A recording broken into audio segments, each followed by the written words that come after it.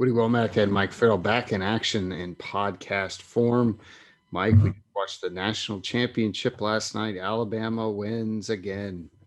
Big time blowout victory. Mac Jones, Devontae Smith, Najee Harris, unstoppable. What do you think? Is this a crowning achievement here? Is this the best team ever? Is Mac Jones the best player ever? It's arguably, the best offense ever, but we said that last year about LSU as well. So I don't think it's the best team Alabama's ever had because the defense is a little bit susceptible. But when they had great defenses, they had to run the ball and they had quarterbacks that game managed. And obviously they don't have that now.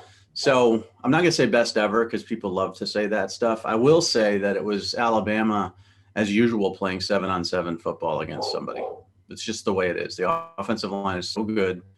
You get so much time in the pocket, clean, that it's just waiting for guys to get open, and that's it. It's you've seen 7-on-7 a billion times, and that's what it reminded me of last night. There was no push except for that one play where he fumbled. There was no push, and Fields was getting, push in his face every play. So completely different football teams and just a dominant performance. Your dog turning in a dominant performance and barking. You know what? My dog is so annoying because it's probably just some idiot walking his dog outside. Yeah, it is. I see it. And he doesn't even have a dog. It's just a human being. And he's barking like it's the threat of the lifetime. Yeah. And it's just it's annoying. My dog knows better than to bark. I mean, come on. That's not on the agenda. He hasn't barked all day either. So this started. I saw you put out a top 25. Maybe I didn't look at it. 10. Top 10. I noticed a lot of people are putting Georgia number one. Who did you have number one? I had Oklahoma number one. That doesn't mean I think they're going to win the national title, but I think heading into the next season, the way they played on defense this year and all the weapons they've got returning, and we all know it's about quarterbacks and Rattler. His development from last year to from last year to the next season should be exponential. I have Oklahoma number one. I had Georgia 2, Alabama 3, Clemson 4, and Ohio State 5. So my playoff teams are Oklahoma. I think Georgia or Alabama. I can't say which right now. And then Clemson and Ohio State. Same teams pretty much every year. Yeah, so that's been the thing that people have, that's now a talking point. Oh, has the playoff ruin college football, and can only these teams win? I mean, first of all, the same teams have always won, right? What are we talking about? Like, this is not, it's not like, Kansas State was winning the national championship. I'm sorry. Or West Virginia, or, there have been teams that have, Virginia Tech going to the national championship game. Oh my God. It's the same idiots probably walking back. Virginia Tech's going to the national championship game. We've had Michigan State in the playoff. Some outliers like that, but yeah, it's Nebraska, Miami, LSU, Oklahoma, USC, Florida. Auburn was an outlier, I guess. Alabama, Florida State, and Clemson, LSU. I mean, it's just the same teams over and over again. Ohio State too. I forgot about them, 2014. So the playoff hasn't ruined it. And people are saying we got to break up Alabama. We got to somehow put that at a disadvantage. No, everybody else has to do better. Everybody else has to put everybody in the first round. Everybody else has to win 6 national championships in 12 years or whatever it is. And then they'll get all the recruits and they'll win all the national championships. So, parity is great, but we've never had parity in college football, and it's not in a playing field. Notre Dame can recruit the way Ohio State does. It's just life. It's not fair, but that's the way it is. So one thing I don't think people talk enough about when they talk about Alabama is they don't just take all 5 stars. Like, it's not like they look at our rankings and go right down. Look at the game last night. Okay, look at Mac Jones. We were the only ones who thought Mac Jones was even a top tier starting quarterback, like in Power Five. I mean, and people laughed at us. We tried to get him in an all-star game, right? We were mocked, and the likes that, the Ryan Kellys of the world, were playing in the games. And so you look at someone like him, developed. You look at, even Mechie, who played a key role. He was a 4-star, but he was not the top of the pack. I mean, Landon Dickerson was a cast-off from Florida State. Right. Deontay Jones was not a highly ranked kid. Barrymore, we could talk about him. Somehow another Pennsylvania player underranked. Yeah, he was a 4. It's hard to find 3s, but it's not like, everybody's a top 20 player. And the Mac Jones thing, the whole, this narrative around the country, I know it ticks you off too, that he was an add-in to the class, a 3-star kid, and blah blah. This isn't Kyle Trask we're talking about here. This wasn't a find. I was asked about that today. Was Sarkisian an analyst at Alabama when Mac Jones went to camp? I'm like, I don't know, and I don't care. Mac Jones had a bunch of offers. He committed to Kentucky. Alabama pursued him heavily because everybody wanted the kid. And, Trask didn't play a down as a starter in high school. So they all want to do the underdog thing with him, but we know it's not true. Now, the funny thing is that picture that you dug up that I tweeted today of Mac and Trevor. Trevor's 2 years younger in that picture. Right, and he's towering over Mac. And Mac looks 10, and he's a junior. He literally looks 10. So anybody who says you guys suck at evaluating or whatever, like, try to take what the picture is of Mac Jones and project him to a Heisman candidate, potential first rounder, national championship quarterback. Try it, because we did it. 159 country, 4-star. Everybody else had him lower. I think it was 399 someplace else. And look at him. I mean, you got to really watch him. And we saw him at every camp, and we evaluated him properly. But this whole underdog thing, no. Mac Jones has always been like super confident kid and a very talented quarterback. Yeah, and I think what happened with Mac, if you remember, because he probably wasn't on your radar, and I had that tweet, that went viral, of the screenshot of him saying, "Why doesn't Woody Wommack follow me?" Yeah, whose is that? Whose screenshot is that? That's from the Rivals Camp account. Oh, it is? Okay. Yeah. And I mean, I met him like a month later. So people were like, "Oh, I bet you wish you followed him now." I'm like, yeah, I did like 10 million interviews with him that you can find on the few Rivals camps. Right. So, but he was like 5'11". Okay. So Mac was this tiny kid. He was playing 7-on-7. He was on Pro Impact with Sean Wade, with Tyreek Johnson, a couple other really good players. Tolliver, maybe? Yeah, Kevin. It might have been in the early days, and they had wide receivers that went to places.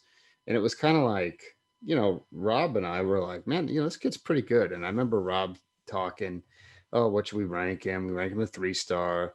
And then he would just send us kids that other quarterbacks, he would screenshot their profiles and be like, I'm not better than this guy. This guy's really better than me. Like, he's not committed anywhere.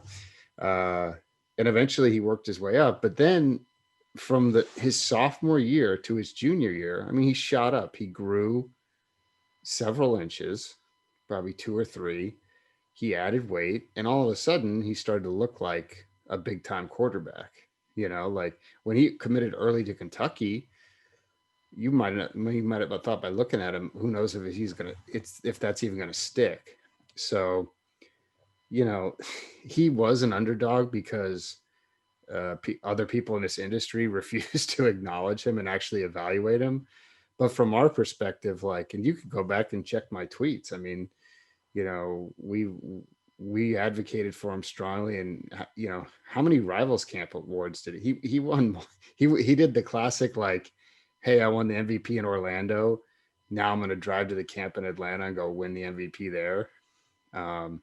which we've only seen a few kids do that over the years, Tyron Johnson types. So we had the quarterback events back then as well, and he was at every one of those. And we had the one in Maryland. he won that. He beat Yeah, I mean, he was everywhere. He was just a competitive kid, and physically, did he jump off the paper? No, but once you see him that many times, and had we not had the quarterback events back then, we would have seen him probably 2 or 3 times. We got to see him probably double-digit times, and you get to evaluate somebody more and more and more. So, I just don't like everybody gravitates towards the lowest ranking when they want to tell a story, or the highest ranking when they want to tell a story. And that's what they're doing with Matt. 3-star, crazy to go into his class. He didn't care. He thought Tua stunk. Yeah, he definitely. You remember? I remember he thought he thought Tua was bad, and then I remember when he got there, Yeah. And then he was kind of like, yeah, you know what? He's not bad. He's not that bad. But he was like, he wasn't afraid of Tua. He's like, no, he's this kid. I remember we had the 5-star challenge and Tua was supposed to come, because you remember we invited Tua that year, and it was like going to be too hard for him to come from Hawaii for like 3 days to fly halfway across the globe.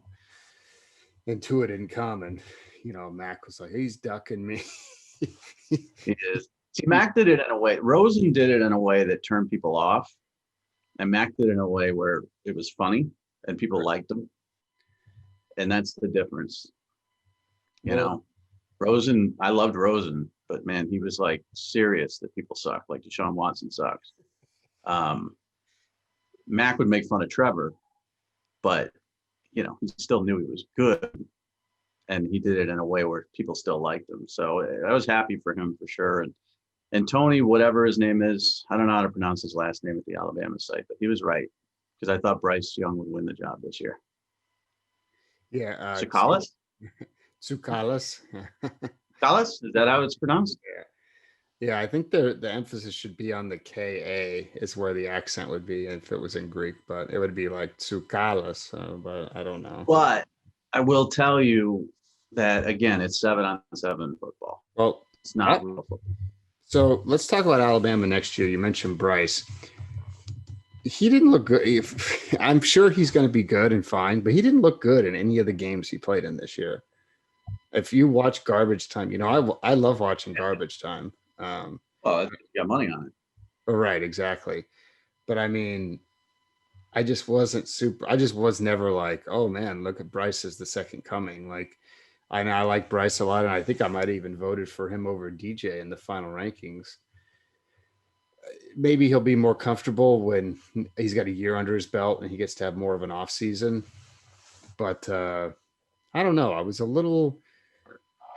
I just have a weird feeling about it.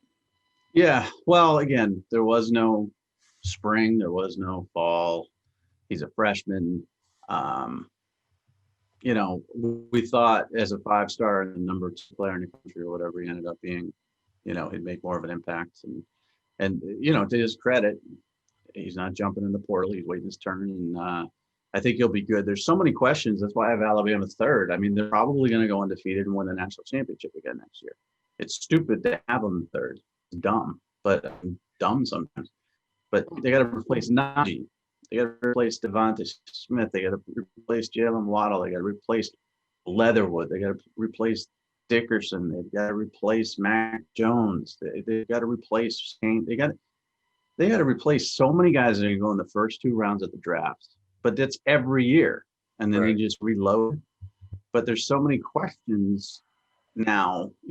You don't have Devontae and Jalen Waddle replacing Jerry Jeudy and Henry Ruggs. You don't. I mean, someone will emerge. Well, you have Michi and you have Javon Baker is supposed to be. Javon Baker is supposed to be the guy. Devontae Smith's freshman year he had like 8 catches. So. Right. You don't know if those guys like Devontae had like, he had a great season his junior year, so you knew, and Jalen Waddle showed his explosiveness numerous times his freshman year. So you don't have those guys that are 100% going to be studs. So that's why I have them third. But betting against Alabama is it's stupid, and I don't think I've ever done it. Like against the spread or anything like that, because it's just dumb.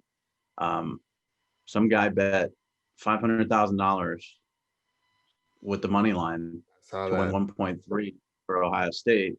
And again, the way the defense plays, the defense is good. It's not as good as some of the ones they've had in the past, but the first play of the game, there's 3 guys gang tackling Trey Sermon, and he's getting hit like he's never been hit. Nobody hit him like that all season long. And I'm not saying that was the difference in the game, or I'm not saying that, they broke his collarbone because they hit so hard.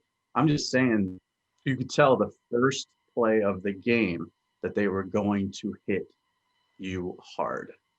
And that's Alabama football. They come fast and they hit hard. And, Ohio State didn't have anything like that defense. So one of the talking points that we're kind of hearing a lot, of course, during the game, I mean, if you would have played a drinking game for how many times Kirk Herbstreit said Steve Sarkisian, you would have been wasted by the end of the first quarter.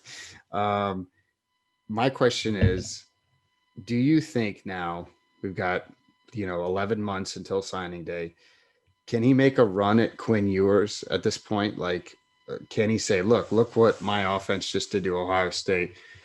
Look, you're more physically gifted than Mac Jones. This can be you. I mean, can he make that pitch? And will Ewers listen? He can. And Ewers will listen, but I don't know if he flips. But I know he's going to listen. I mean, he wanted to go to Texas. That was why he committed initially. He's got to get to know Sarkisian. He's got to get to know the new staff. There's some talent at quarterback at Ohio State that, C.J. Stroud is going to be the guy I think that jumps in. And, he's going to have a good year next season and put up big numbers, because we know the Ohio State defense is going to be great.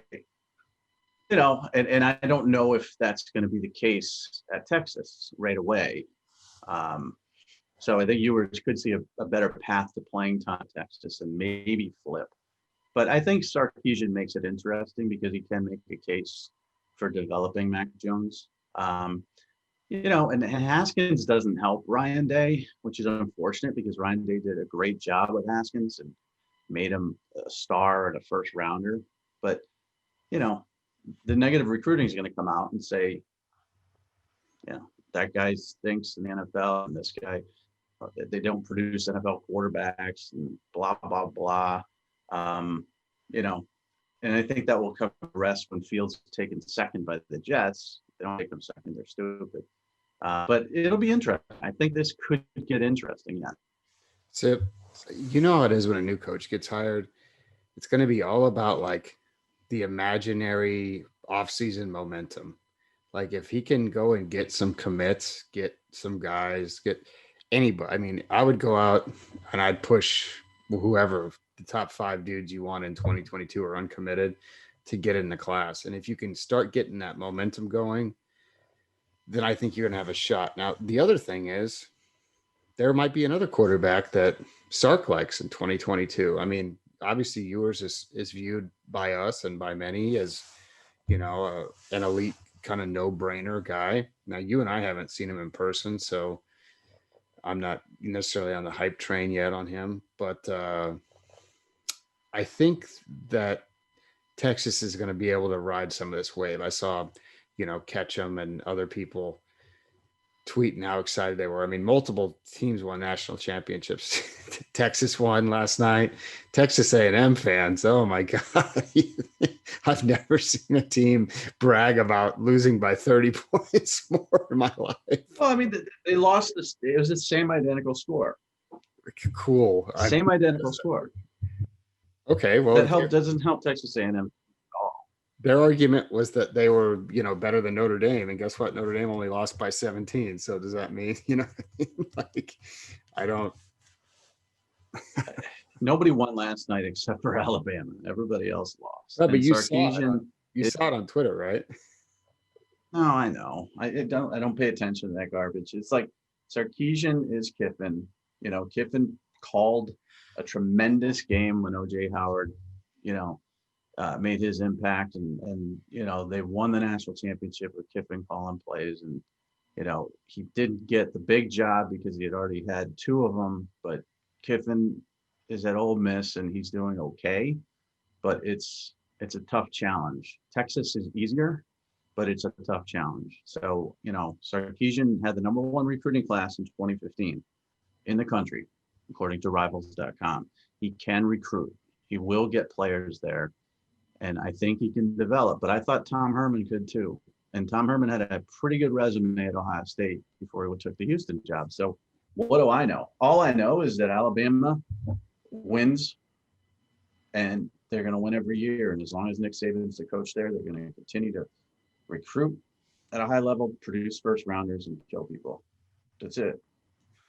Now, one thing that happened while we were on our hiatus was Jim Harbaugh got his extension basically, I don't know, for half as much money with a bunch of incentives. Yeah. Were you kind of surprised by that? I mean, obviously he doesn't have an agent, so he might have been, Harbaugh is super weird. I think that's the thing that people don't realize is he's very weird and odd and maybe a little bit old school. And maybe he's, I'll earn it. Let me prove whatever. Well, he's a millionaire 18 times over. I mean, yeah, well, that's, and they weren't going to pay him what they paid him before because he's proven that he can't do what they want him to do. To me, it was kind of a lazy reboot. Like, we've seen this movie before. It was average, but let's make a sequel. I don't know why. Which movie would you compare that to? That's a good one, because I'm trying to think of a bad movie that had a bad sequel.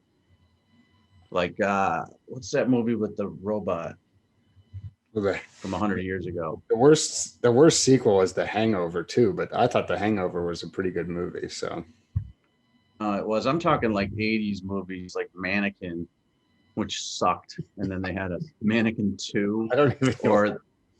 Or the one with the stupid robot and the like they made sequels back then of movies that were just horrendous, and that's what this is.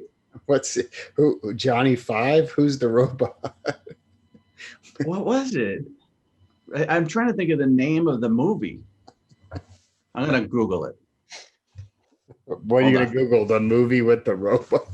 80s movie with robot. It'll come up. Watch. Google's amazing. Short Circuit. Yeah, that's Johnny Five, isn't it? Yeah. Sucked. And the sequel sucked. Let me ask you a question. Don't you think that Johnny Five looks exactly like the robot from the Pixar movie? What was it called? What was the Pixar robot movie? That I don't know. He looks kind of like an ET version of a robot. I think that's what they were going for. He looks like Wall-E. I'm telling you. Google Wall-E. Oh yeah, he does. Yeah. Well, let's just say that a Short Circuit 1 didn't need to happen, and certainly a Short Circuit 2 didn't. And that's what Michigan football is right now. Is like, what's he going to do? All those incentives, throw them out the window. I got to win my division. Not going to happen. I got to go to the playoff. Not going to happen. I got to win the Big Ten. Not going to happen. I got to win the national championship. Not going to happen. There's a team, and their name is Ohio State. You're never going to beat them. You're never going to be better than them because they recruit better than you and they coach better than you. But we'll keep you because we're too lazy to try to find someone else who might bring some energy into this program. Because Harbaugh brought energy at first, and now he's a sleepy, content human being to me. The buyout doesn't seem to be too much either. So no, it's nothing. I mean, and again, there's nothing to lose here money-wise. If he stinks next year, it's a $4 million buyout, which is nothing. And then after that, it's like $3 million. So you can get rid of him. But are they ever going to fire Harbaugh? Like, now would be the opportunity to say, you know what, Jim, we're going to let you step away. Go take your NFL job someplace. We're going to step away too, and we won't embarrass you by firing you. Yeah, now they got to fire him. Well, we'll see if he can bounce. But I think he might want to leave on a high note also. Yeah, well, he's got till 2025 to beat Ohio State, and they are about, I would say, if this was a 100-meter race, they're about 60 meters behind, at least when it comes to recruiting. So unless Jim Harbaugh is Usain Bolt, it's not happening. Period. Yeah, I'm not seeing a big, based on the people they're bringing in, despite their excellent showings at the 7-on-7 All-American game over the weekend. Well, listen, I live in New England. He's recruiting the heck out of New England. Yeah, but it's not a way to win. Last time I checked, Boston College and UConn have not been hoisting national championship. Yeah, college football hotbed. Another story. We're going to make this a short episode because I want to take a nap. Another story. You sound so tired, and you're lagging too. Once you see this play back, you're going to realize you're lagging. You sound so tired and lagging. It's like double lagging. Sorry, I couldn't sleep. I told you I couldn't sleep last night. I was too excited about Mac. Okay. I'm not a hairstylist. Sorry, I'm not gonna drink Bang energy drink. I do that in my part-time. You didn't know? I could totally see you being a colorist. They put the little tinfoil in women's hair. And have my 7th bang of the day. So the Tennessee situation, just a disaster, and not a lot of detail. Well, not a lot of details are coming out. So we know they're being investigated by themselves. This is not the NCAA investigating. And this is one of those things where the rumors are, they're trying to get rid of Pruitt. They're trying to get out of the buyout. The problem is, I think if the violations are what they're supposed to be, I think he could get fired. I don't think they're getting out of the buyout, though. They might be able to negotiate it down some. But then what do? They hired Kevin Steele today. Right. So the hiring freeze is gone. Well, that's what's the weird part is like, did Pruitt hire Kevin Steele or did Philip Fulmer hire Kevin Steele? This is clearly, there's no doubt about this. Okay.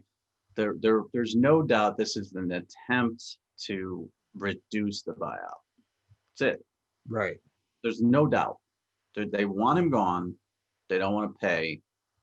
So they're trying to, internally dig and find some stuff where they can terminate him for cause and then go to court and see what they can do when it comes to saving some of that buyout. Now, that's messy and ugly. And it's a little bit embarrassing when you get to that point. But this is going to happen. He's not going to be the head coach next season. That's clear. They're trying to get rid of him. So, but who are they going to hire? That's the big thing, because the hiring has been such a nightmare too. It's been an embarrassing public rejection fest. It's been like it's like asking a girl out at a dance and having her say no in front of the whole class and then asking 5 others and they say no too. It's like, it's been embarrassing. So who are they going to hire? Oh, I think it's almost too late now. It's like, if you fire him, you're either going to have to make Kevin Steele like an interim 1-year coach, or do that with someone like T. Martin, who everyone says, all the media reports are T's gone. They're not going to renew his contract. And I'm like, well, has anyone told him that? Because he's still doing his job in recruiting and talking to transfers. And what's NFL guys they could hire as the head coach? Yes, absolutely. Which would be, I think, some pretty good hires as well. My boy Joe Brady, or is he going to have an NFL job? Joe Brady would get potentially hired back in college. He could get an NFL job as well, but they could hire a Eric Bieniemy. No way, he's going to get a real job. He's going to.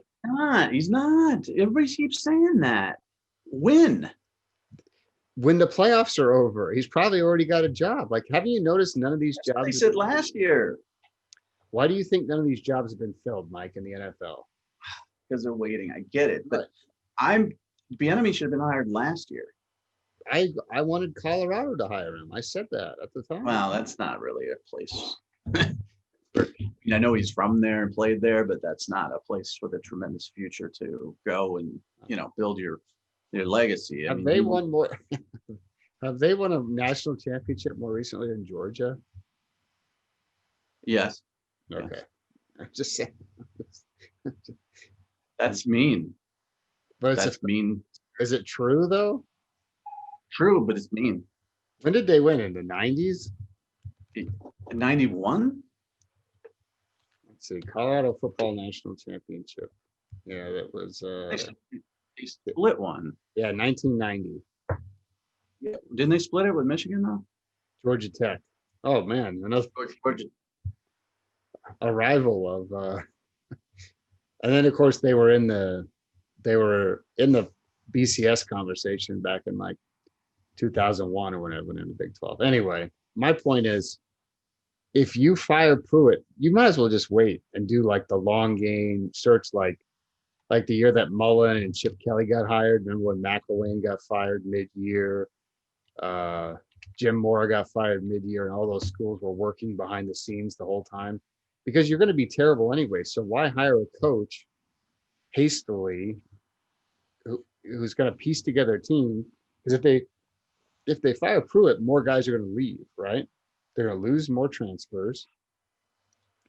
I still think there's a lot of talented people out there that they could hire that wouldn't be a step backwards, would be a step forward.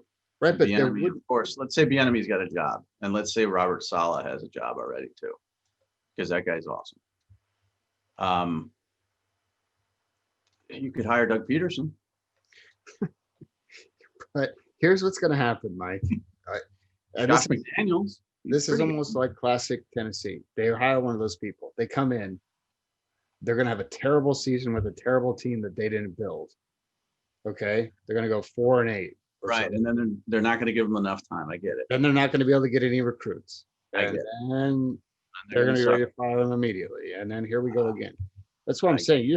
If you fire Pruitt, you just got to punt the year and say, we're going to go try to get every person. We're going to work behind the scenes and do it. But I just think it's just not good, man. It's weird because we shouldn't talk about them, but it's like everyone is interested in it. It's like Florida State's been going through the same thing for a few years, where it's like almost the train wreck people want to talk about. Yeah. Well, and again, I think if there is a quality coach, I think making a move now, since you're trying to get rid of them, would be okay. I'm not saying go on somebody you're not going to commit to, or somebody that doesn't have the juice to be a 5-year guy there. Like I think a Bieniemy would be given time. Yeah. Okay, you're naming off like the hottest NFL coaching candidate for a second-tier SEC job. Like, sure. Well, Joe Brady would also be given time too. Well, if they could hire Urban Meyer, they'd be in great shape. But I mean, no, I mean, I'm not talking the Gruden pie in the sky stuff. I mean, Bieniemy wasn't hired last year. There's a chance he might not be hired this year, which would be ridiculous. If he's not hired this year, the NFL needs to do like some type of serious like diversity. Well, they've already done that, and it doesn't work because it comes down to the owners who make these decisions, and there's still 3 minority coaches in the NFL. That's it, 3. Right. And Urban Meyer's already locked into Jacksonville if he wants it. And they can interview as many people as they want to make it look like they're trying to diversify, but they're not. So there's a chance Eric Bieniemy could not get a head coaching job in the NFL this year. I still think there's just no way he would consider Tennessee as a. Well, and I get that because it is kind of a dumpster fire, but they have tremendous facilities. They have tremendous fans.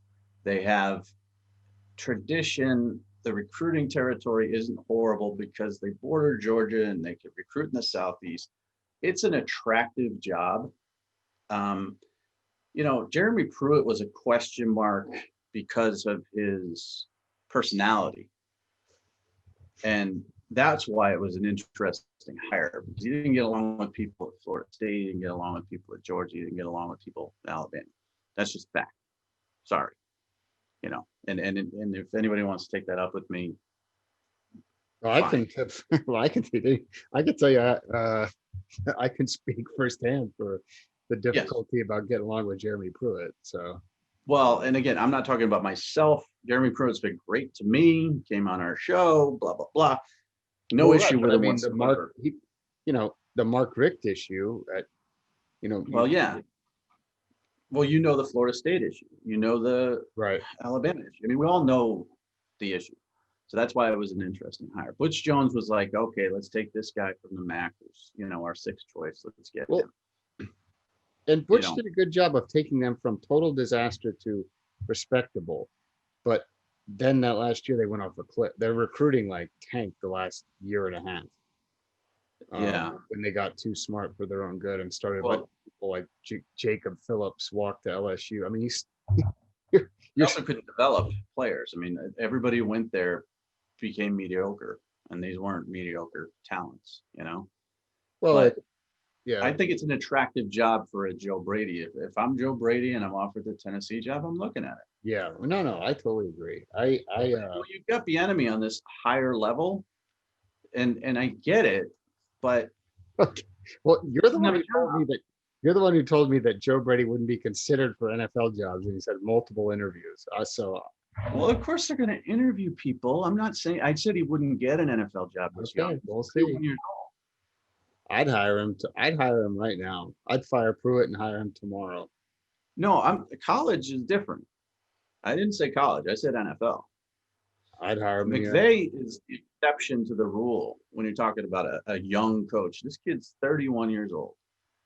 You're handing an NFL franchise to him. I don't think that's going to happen. Now, college-wise, he's got a lot of cachet because of what he did at LSU, and people are giving him credit for that national title, especially the way they look this season. I think you can get a big college job for sure, but not an NFL one. And I think Eric Bieniemy should be hired, and I think he should be the number one target of 4 or 5 NFL franchises. I'm just not convinced that these morons in the NFL who keep retreading the same idiotic coaches over and over again are going to pull the trigger this year when they should. No, I'm with you. Hopefully, I think he'd be a great fit in San Diego with Herbert. Uh-oh, my connection is unstable. It's been unstable since the beginning, bro. All right. Well, listen, let's wrap it up. Let's wrap it up there. I want to keep it short anyway, because a lot of stuff will be dated, but we don't want to edit the whole thing. We'll be back with regular episodes. Be sure to subscribe on iTunes and YouTube, and we'll be back. All right. Thanks, Mike. Yeah.